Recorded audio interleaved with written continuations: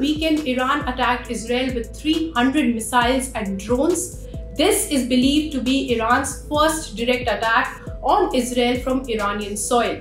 The attack was a retaliation to Israel's strike on Iranian embassy building in Syria on April 1, which killed 12 people. The two Middle East nations are often described as archenemies. Iran was also one of the most strident voices against Israel during the Israel Hamas War.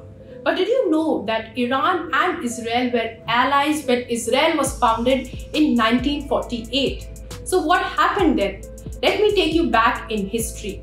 The Pallavi dynasty ruled Iran from 1925 to 1979. Under its rule, ties between Iran and Israel were far from being hostile. It was one of the 11 members of the Special UN Committee formed in 1947 to devise a solution for Palestine after the British control ended. It was one of the 3 nations to vote against UN's partition plan for Palestine.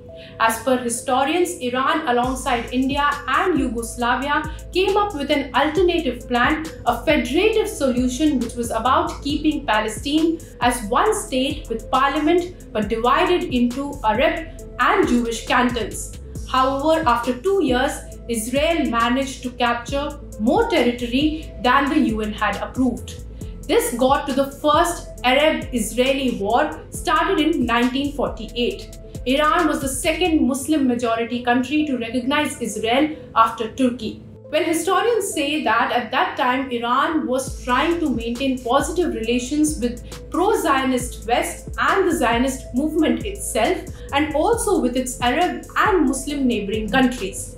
Coming back to the war, with Iran and Turkey's support, Israel was established and more than 700,000 Palestinians were ethnically cleansed from their homes by Zionist militants.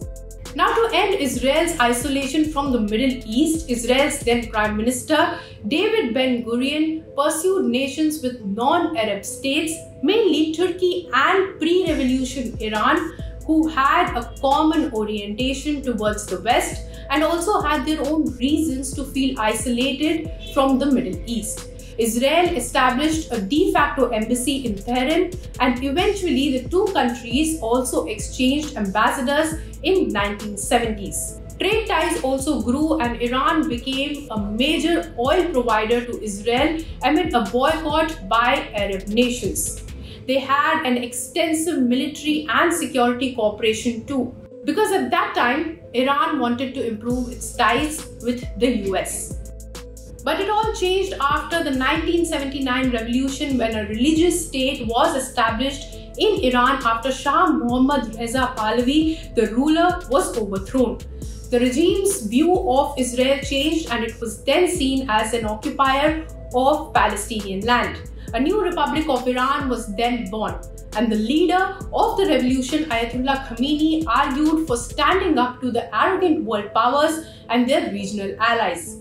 He named Israel as the little Satan to the great Satan, the US. All ties with Israel were then cut off, citizens could no longer travel to the state, and the Israeli embassy in Tehran was then transformed into a Palestinian embassy.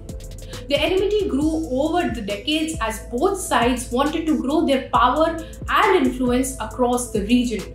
Now Iran has a network of political and armed groups in several countries across the region, including in Lebanon, Syria, Iraq, and Yemen, that also support the Palestinian cause and view Israel as a major enemy. Over the year, Israel has also backed various groups that violently opposed Iranian establishment. From time to time, Israel has attacked the Iranian nuclear facilities. In 2010, it targeted several facilities and nuclear scientists in a bid to prevent Iran from developing nuclear weapons. US and Israel have believed to have developed Stuxnet, a malicious computer virus used to attack a uranium enrichment facility in Iran's Natanz nuclear site. As per reports, it was the first publicly known cyber attack on industrial machinery. Iran was also seen responsible for funding and supporting militant groups in the region that were anti-Israel and anti-US, like Hamas and Hezbollah. So the conflict is not new and it dates back to the 1970s. And as of now, with the Israel-Palestine war, the Red Sea crisis and the latest conflict between Israel and Iran, there is a war-like situation in the Middle East and major economies are flagging serious concerns and calling for a de-escalation. For more such explainers and updates, keep watching ET Now. If you like this video, then like, share and subscribe to ET Now.